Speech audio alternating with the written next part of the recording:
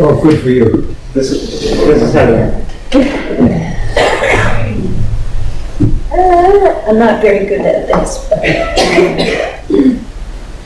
first of all, I want to say thank you to everybody that's here today. And there's probably more faces out here that I don't know than what I do. And there's a lot of faces that I haven't seen here for a lot of years.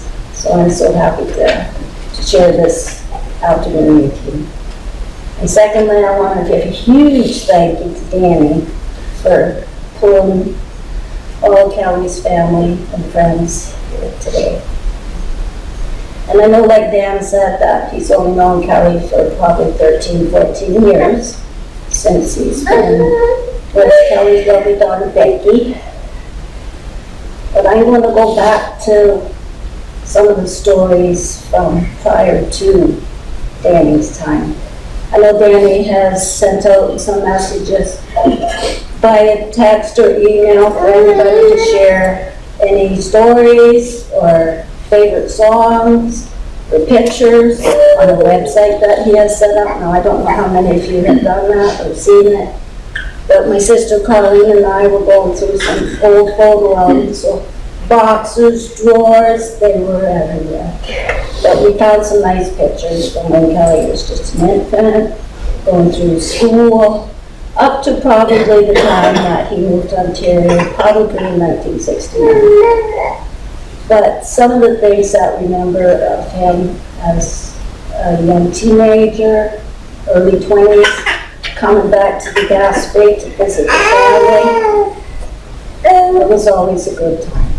I remember, believe it or not, hard to believe, but he was very particular about how we looked. I remember one summer he came down, he wanted to go out and visit friends, and he had a suitcase full of clothes all just thrown in there. He says, Heather, can you iron me a pair of slacks? So we brought them out. Okay. He said, I'll pay you for it.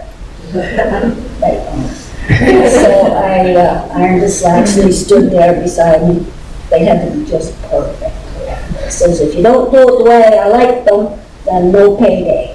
Okay, so I did it just like he liked them. So we put them on with a black shirt, 21 years old, looked pretty good. To me, looked like Elvis. And one of the other crazy stories I thought was when he went to Mexico. Came back, and of course he had gifts for everybody, and he had this really neat picture, and it was somebody jumping off of the cliff into the beautiful blue waters. This guy's crazy. He tells us that it's him. You're crazy. It took us forever to find out that wasn't him. He was just But he did have a big heart. He would always bring gifts for everybody. And I remember one of the things he got me that was so special was a suede purse, Acapulco written on the side with prints on it this long. That was good too. And I remember I moved away in 1980, all my visits back to Ontario to visit the family. I couldn't dare go back home without going out to Kelly's cabin, where we lived at the time, in the trailer at the end, and have a visit, have a beer, have a barbecue, always have a good time, and he always arranged to have his girls come over so that I could at least get to know them. And I was always amazed with how good he was. And like Danny said, teaching them anything and everything, like how to skin a snake, how to make the headband out of the snake skin, and don't ever shoot anything that you're not going to eat. So guess what? The girls got to try ski.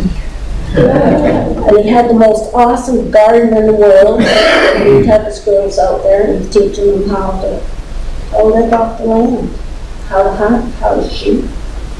And he even created a special bond with Dylan. And it's really nice to see it. And And I remember Kelly talking about Dylan coming over, having a blast on the quad. So, that's good. And actually, last time I saw my brother was at Christmas time. He came over. Had a good visit. My husband was with me. So we're all getting ready to leave and hugs and stuff like that. And then he grabs my husband's hand and shakes his heart. He said, "You better take care of my sister, you know what I'll have to do." Then I always talk to him on the phone. And the last time I talked to him, actually, he was in the hospital. He says, "You know, you always call at the worst time." And I got two nurses in here, one's poking me in one arm, one's poking me in the other, but he always pulled me back. He was good. And he loved everybody too. And Danny says, if you were on his inner circle, you meant the world. I know he's looking down on all of us, and probably doesn't like to see all these tears because he figured everybody should be a rock. Be strong, be hard. I see him as a gem in the rock. He's my